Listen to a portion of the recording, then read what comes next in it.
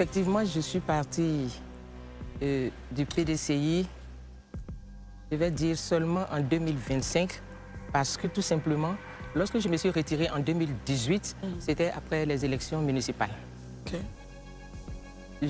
Je vais dire tout simplement que c'est la première, vraiment la toute première fois que je vais m'expliquer devant les Ivoiriens. D'accord. Il s'agissait de quoi? J'avais été retenue par le PDCI. Promesse m'avait été faite de façon ferme par le président du parti, et à son âme, que je serais la candidate du PDCI aux élections municipales. Dans quelle localité? À Cocody. À Cocody. Ah, d'accord.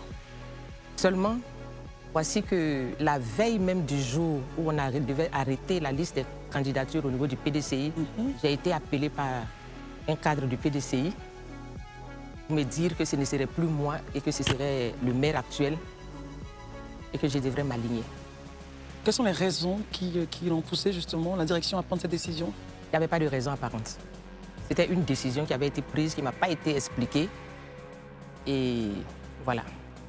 Et aujourd'hui, vous rempilez donc devant le maire actuel, puisque le maire Yassé est candidat également au compte du PDCI. Ce sont de belles retrouvailles en fait, pour Cocody. Oh oui, je dirais oui. D'accord. C'est le destin. Très bien. Daouda Koulibaly. Madame Colette, je me dis que Madame Colette. aujourd'hui vous voulez diriger au niveau des Cocody davantage. Mais moi j'aimerais juste vous poser une simple question. Est-ce que vous connaissez l'adage qui dit que la promesse n'est pas la décision? Et il y a le deuxième adage qui dit que les promesses en politique n'engagent que ceux qui y croient. Oh oui. D'abord, c'est Madame Koné. Ah, Madame Koné, d'accord. Voilà. Effectivement, je connais cet adage puisque je l'ai, à mes dépens, je l'ai su. Donc, en gros, moi, je vais dire techniquement, si la promesse n'est pas la décision, est-ce que techniquement, vous ne vous dites pas que le président Henri Konan Bédié, en son temps, avait une autre stratégie? Est-ce que finalement, quand on va Jean-Marc Yassé, c'est Jean-Marc Yassé, non? Maire de la commune, est-ce qu'il n'a pas eu raison? Est-ce que je n'aurais pas mieux fait que lui? Ça n'a pas été vous, ça a été Yassé? Voilà. Est-ce que je n'aurais pas fait mieux que lui? La question reste posée. Donc moi, je pense qu'il aurait fallu, avant que la base ne me choisisse véritablement, qu'on m'explique pourquoi est-ce que je ne devais pas être choisie. Je n'allais pas m'engager. Je vous dis que c'était la veille de la proclamation du nom des candidats que j'ai été informée. Ça veut dire tout simplement que l'équipe était engagée et c'est l'équipe qui a demandé que nous continuions. Donc la dernière question maintenant. Oui, Daouda. Moi, je suis électeur à Cocody. Oui. Je vote au lycée moderne d'Angré. Oui. Madame Koné est en face de moi. Oui. Pourquoi est-ce que je devrais voter pour vous et pas pour M. Yassé ou pour quelqu'un d'autre? Mais pour moi, parce que je vais développer ma vision. M. Jean-Marc Yassé est déjà le maire de Cocody. Si vous êtes satisfait de sa gestion, ben vous le choisirez. Si vous n'êtes pas satisfait, bien entendu, vous allez m'essayer. Très bien. Marius Comoré. Madame Koné, qu'est-ce qui a certainement milité pour votre choix quand on sait que la commune de Cocody abrite de hauts cadres du RHDP, dont M. Éric Taba, qui est le coordonnateur principal du parti dans cette circonscription. Mais on a également un des cadres, non des moindres, M. Kouala Célestin, qui est le directeur général du logement. Et qu'est-ce qui a milité en votre faveur? Pourquoi vous et pas tous ces hauts cadres? Parce qu'on laisse un coordonnateur principal, on choisit la patronne, j'allais dire, de l'autorité de régulation. Et le coordonnateur adjoint également. Exactement, voilà. Et on choisit la patronne de l'autorité ivoirienne de régulation de la mutualité sociale que vous êtes. Bon, d'abord, le coordonnateur, c'est lui qui a décidé que d'autres personnes partent et non lui. Voilà, c'est son choix. Oui, oui, M. Éric Taba, voilà, il a décidé que ce soit d'autres personnes. Lui, sa vision, c'est au niveau d'autres choses. Bien sûr. Donc, il a voulu faire ce partage que, effectivement, d'autres cadres puissent aller s'essayer à la conquête de la commune de Cocody en tant que législateur. Ensuite, je pars avec M. Kouala. D'accord. Ah. Voilà. Donc, Cocody, c'est 2 sièges. Donc, il y a M. Kouala Célestin et Koné Colette. Très bien. Arnaud Goï. Alors, Madame Koné, vous envisagez, enfin, vous tentez de rejoindre le Parlement. Est-ce qu'il y a des réformes particulières ou des projets particuliers que vous entendez porter au Parlement? Merci. Moi, ma vision, c'est un engagement humain. Je m'engage en tout cas dans l'humain. Donc, tout ce qui va être projet au niveau de l'Assemblée, pour moi, le côté humain doit primer.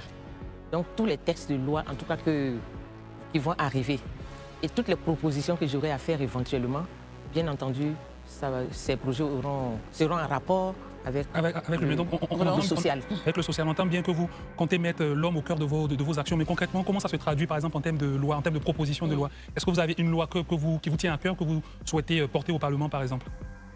Pour le moment, je voudrais tout simplement dire que, de façon globale, tout ce qui sera en rapport avec le social, c'est-à-dire la santé, les femmes, les jeunes, leur bien-être, bien entendu, et puis l'environnement même aussi, hein, c'est les enfants. D'accord, mais vous Les n'avez pas de personnes projet déjà vulnérables. formulé? Non. Là, on n'a pas de projet déjà formulé parce que quand vous voyez le moment où moi j'arrive en tant que candidate, C'est ça. si je vous dis que dans mon pipe j'ai déjà des projets, bien entendu vous allez en douter. Voilà. Mais ma vision elle est claire parce que c'est ce que je suis. C'est ça. Et Très bien. donc à ce niveau-là, je n'ai vraiment pas de problème. Et je suis administrateur du travail des lois sociales. Je pense que nous allons y arriver. Docteur Barry? Madame Koné, déjà je voudrais vous poser une question sur les femmes en politique. Tout à l'heure on en a fait le Merci débat. beaucoup, Barry, vous êtes prophète. Allez-y. Qu'est-ce que vous pensez de la place des femmes? Qu'est-ce qui empêche d'avoir la parité des 30% qui est prévue par la loi des 30%, candidatures? c'est pas une parité. Hein. Le taux plutôt Merci, de 30%. merci Arnaud, Est-ce que- hein. Merci Arnaud. Le quota plutôt de 30% à l'Assemblée nationale. Qu'est-ce qui bloque? Vous êtes une femme, vous êtes en politique. Si vous avez aussi un conseil à donner aux femmes, qu'est-ce que vous leur direz? Et troisième question, pardon. La commune de Cocody, c'est un griffe, un bastion historique du PDCI depuis l'arrivée du RHDP au pouvoir. Ils ont toujours gagné la commune. Avec Madame Koné, qu'est-ce qui peut faire la différence pour que le RHDP puisse remporter la commune? Merci. D'abord, je voudrais préciser que moi-même je suis experte en genre et développement. Ah, très bien. Et donc, la lutte pour l'autonomisation des femmes est aussi au cœur de mon combat. Mais il faut dire que les femmes ont tendance à ne pas oser. Et justement, nous commençons à les former pour que les femmes osent, parce que les places sont là. Et vous avez vu que quand le PDCI ne m'a pas choisi, j'ai osé. Aujourd'hui, je sais ce que je vaux. Ça n'a pas été facile, alors là, pas du tout, mais je sais ce que je vaux. Mais il faut dire que l'éducation, même que surtout la femme africaine, l'éducation que nous recevons ne nous permet pas de nous libérer des pesanteurs. Donc les pesanteurs existent selon vous? Les pesanteurs existent et nous sommes dans une société phallocrate et ça ne favorise pas non plus le choix des femmes. Exact. Donc pourquoi une Donc- femme fasse comme vous? Qu'est-ce qu'elle doit briser déjà en elle? Déjà, elle doit oser. Elle doit oser. Ne pas avoir peur d'échouer. C'est déjà ça. Ne pas avoir peur d'être... Quand dira-t-on? Parce que c'est ça surtout. Les hommes sont très méchants et les femmes sont très méchantes envers leurs camarades qui sont engagés en politique. Ça, vraiment, c'est indéniable. Donc, il faut qu'elles puissent déjà... Avec des critiques souvent acerbes. Très acerbes, méchantes, j'allais dire même. Donc, il faut pouvoir supporter tout ça. Oser avant qu'on ne vienne vous choisir. Très bien. Si vous êtes dans un appareil politique. OK. Voilà. Donc, on retient le mot oser. Ensuite, la question. Ensuite, il a dit que le PDCI, le Cocody était un bastion du PDCI RDA. Si c'est un bastion du PDCI RDA, moi, Madame Koné, j'ai contribué à en faire un bastion du PDCI RDA. Quelles sont les actions justement que vous avez à Mais, mener?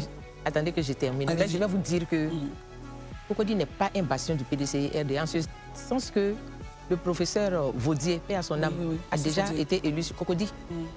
Non, j'ai précisé, depuis l'arrivée du président Alassane Ouattara, le PDC a gagné toutes les élections à Cocody. C'est Et ça, cela. ce sont des faits. Les résultats le confirment.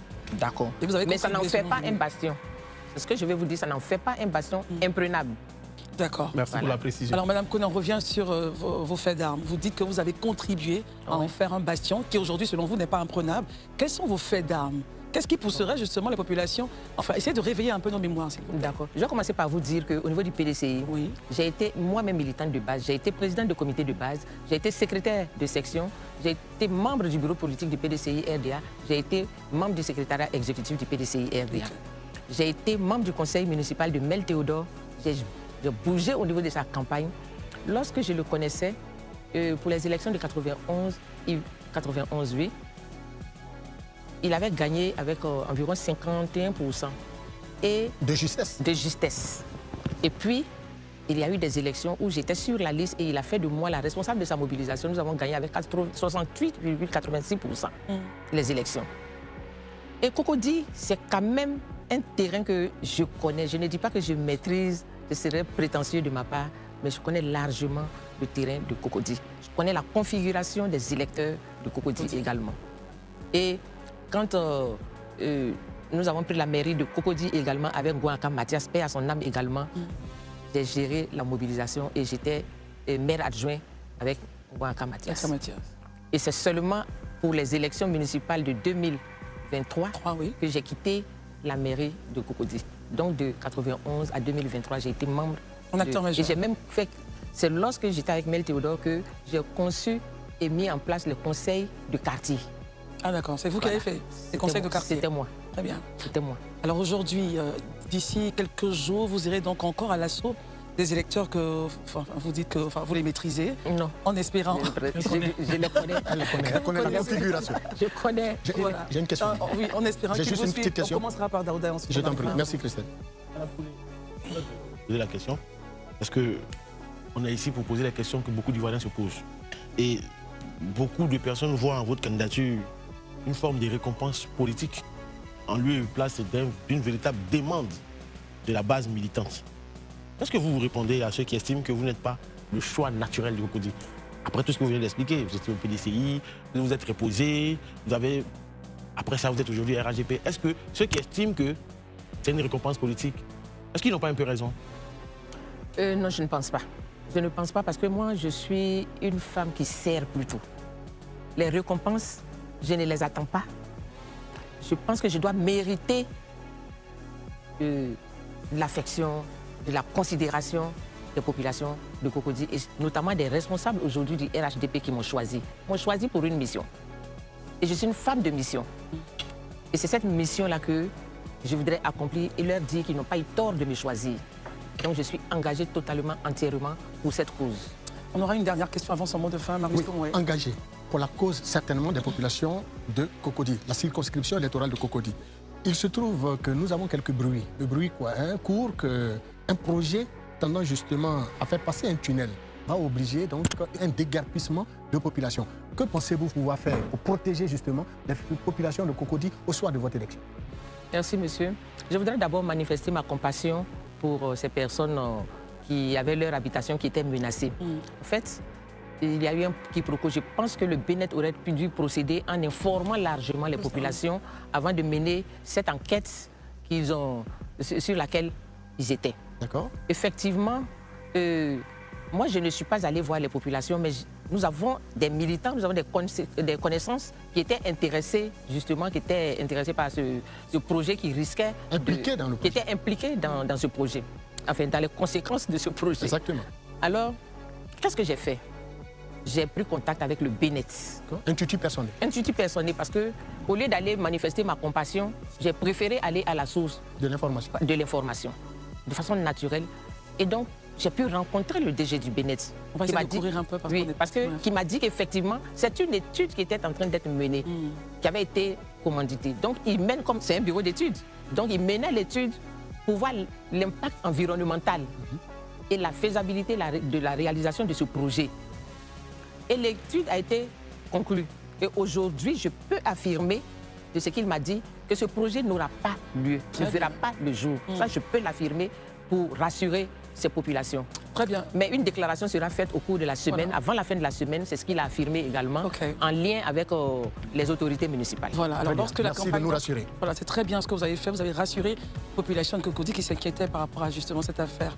On termine avec vos mots de fin. On a dépassé le temps largement. Un dernier mot de fin. Mais vous reviendrez lorsque la campagne sera ouverte. Allez-y. Ben, mon mot de fin, c'est déjà de vous dire merci de m'avoir reçu sur ce plateau et puis de rassurer les populations de Cocody pour dire qu'effectivement, je suis de retour pour une mission, mais que je me mets à leur service. Je suis prête à les servir, à les défendre et à porter leur voix à l'Assemblée nationale. Très bien. Merci beaucoup. Nous recevions pour vous la candidate RHDP, Mme Koné Colette, candidate à Cocody avec M. Kouala Célestin. Merci beaucoup.